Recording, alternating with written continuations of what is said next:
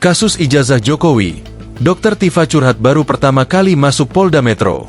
Tifauzia Tiasuma atau yang lebih dikenal sebagai Dr. Tifa, mengungkapkan pengalamannya diperiksa di Polda Metro Jaya beberapa waktu lalu.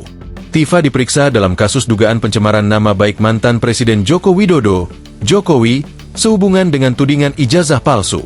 Ketika diwawancarai oleh pakar hukum tata negara, Refli Harun, Tifa mengaku masih newbie atau pemula dalam kasus hukum. Bahkan masuk Polda pun, saya baru pertama itu, loh, Polda Metro Jaya gitu, kan? Kata Tifa dalam video yang tayang di kanal YouTube Refli Harun, Minggu, 25 Mei 2025.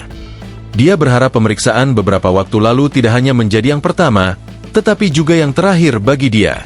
Karena nature saya adalah seorang peneliti, tentu saja, pemeriksaan itu, pengalaman pertama dan sesuatu yang tidak saya ketahui. Kemudian kalau saya menjalani, saya menjadi tahu itu kan sesuatu yang sangat menarik, ujarnya menjelaskan. Tifa mengaku tidak tahu diperiksa sebagai apa di Polda Metro Jaya, misalnya sebagai terlapor. Menurut dia, tidak ada kejelasan. Tetapi intinya saya excited gitu ya. Saya excited sebagai peneliti. Saya jadi tahu, ada data, dapat data-data baru dan valid karena saya adalah eyewitness atau sebagai pelaku gitu kan, sebagai primary subject begitu kan. Lewat pengalaman itu, Tifa mengaku bisa bercerita kepada masyarakat. Tifa juga menyinggung surat undangan pemeriksaan dari Polda Metro Jaya yang ditujukan kepadanya. Dia mengaku kurang senang mendapat surat itu.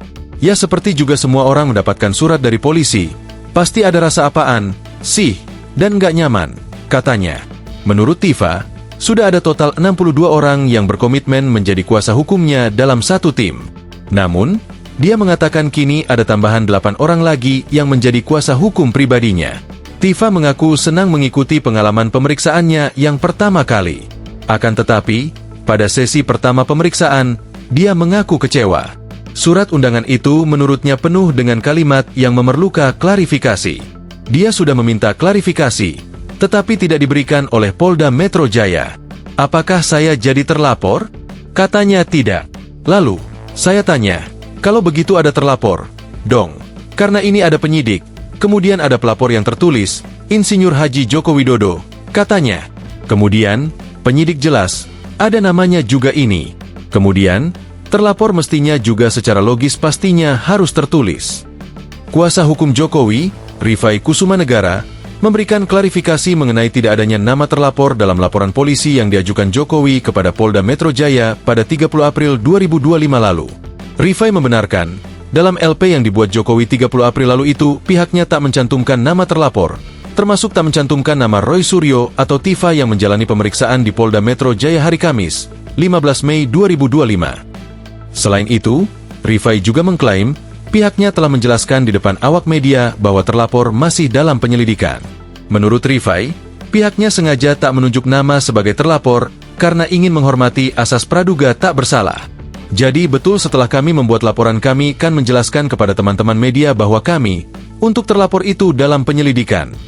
Dalam arti memang kita tidak menunjuk nama, karena pertama kami menghormati asas praduga tak bersalah, kata Rifai dalam Sapa Indonesia Malam di Kompas TV, Kamis, 15 Mei 2025. Download Tribun X sekarang, menghadirkan lokal menjadi Indonesia.